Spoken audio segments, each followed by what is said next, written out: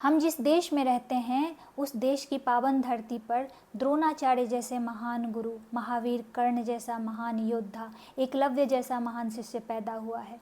यूँ देखा जाए तो इनका कोई लग्जरियस बैकग्राउंड नहीं था, फिर भी इन्होंने अपने कर्म से अपनी पहचान बनाई और आज भी इतिहास के सुनहरे पन्नों पर सुनहरे अक्षरों में इनके नाम दर्ज हैं।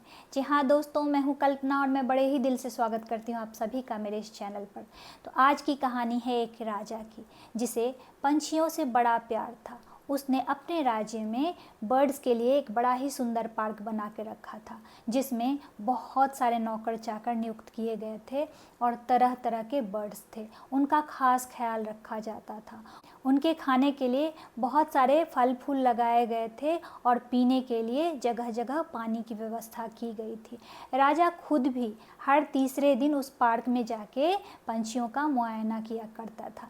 ऐसे में एक दिन जब राजा पार्क में पहुंचा तो नौकरों ने बताया कि महाराज, एक सुनहरे तोते का झुंड आया हुआ है जो बेहद खूबसूरत है। उनके पंख रंग बिरंगे हैं। ये सुन के राजा बहुत खुश हुआ और उसने तोते को देखने की इच्छा जाहिर की। तो नौकर उस पेड़ के पास ले गए जहाँ तोते बैठे हुए थे।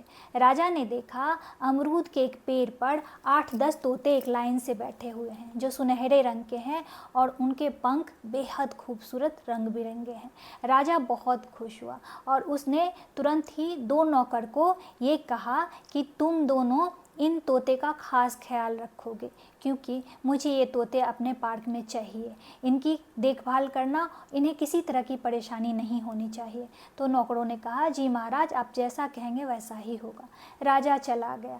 3-4 दिन बाद जब राजा फिर से पार्क में आया तो नौकरों ने बताया कि महाराज, सारे तोते इधर उधर घूमते हैं, पानी पीते हैं, फल फूल खाते हैं, लेकिन एक तोता एक ही जगह बैठा रहता है। हम लाख कोशिश करते हैं कि वो उड़े, पानी पिए, खाना खाए, पर वो ऐसा नहीं करता है। तो ऐसे में हम खुद उसे सामने से जाके खाना खिलाते हैं और पानी पिलाते हैं। तो राजा को ये सुन के बड़ा आश्चर्य हुआ। राजा भी उस तोते के पास गया और तरह तरह के फ्रूट्स दिखा के उसे प्रलोभन देने लगा, पर तोता नहीं उड़ा। राजा ने बहुत तरह से खेल खेले पर तोता नहीं उड़ा। तो राजा ने थेरेपिस्ट को बुलवाया। थेरेपिस्ट ने तोते को देखा और अच्छे से जांच पड़ताल किया।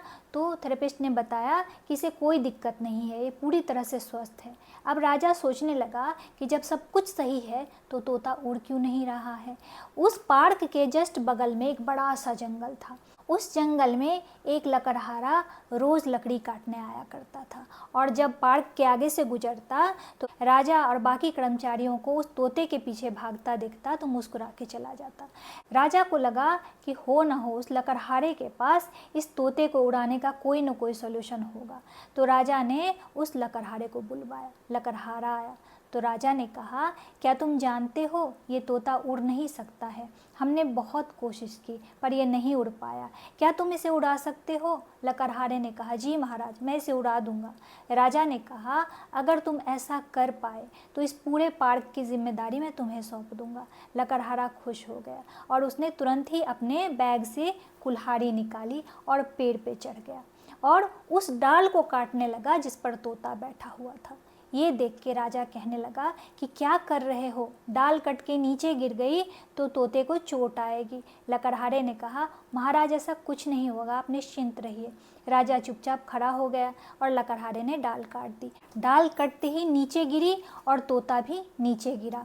राजा और बाकी कर्मचारी तोते को बचाने के लिए दौड़े, लेकिन ये क्या, तोता फुर से उड़ गया। सब लोग आश्चर्यचकित लकड़हारे को देख रहे थे। राजा ने पूछा, तुमने ये कैसे किया।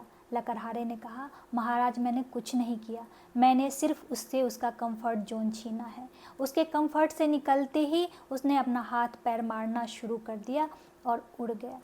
इस कहानी का सार यही है कि जब तक हम अपने कंफर्ट जोन में बंधे रहेंगे तब तक लाइफ में कुछ नहीं कर सकते हैं। और स्पेशली हम बच्चों के साथ ऐसा ही कर रहे हैं। उन्हें इतना लग्जरियस, इतना कंफर्टेबल लाइफ दे रहे हैं कि वो अपना हाथ पैर मारना ही नहीं चाहते हैं। और आए दिन अखबार में हमें सुसाइडल थॉट्स देखने को मिलते हैं। तो इसके पीछे भी यही कहानी है। आप कहोगे कंफर्ट जोन से सुसाइड का क्या लेना देना है, बहुत गहरा लेना देना है।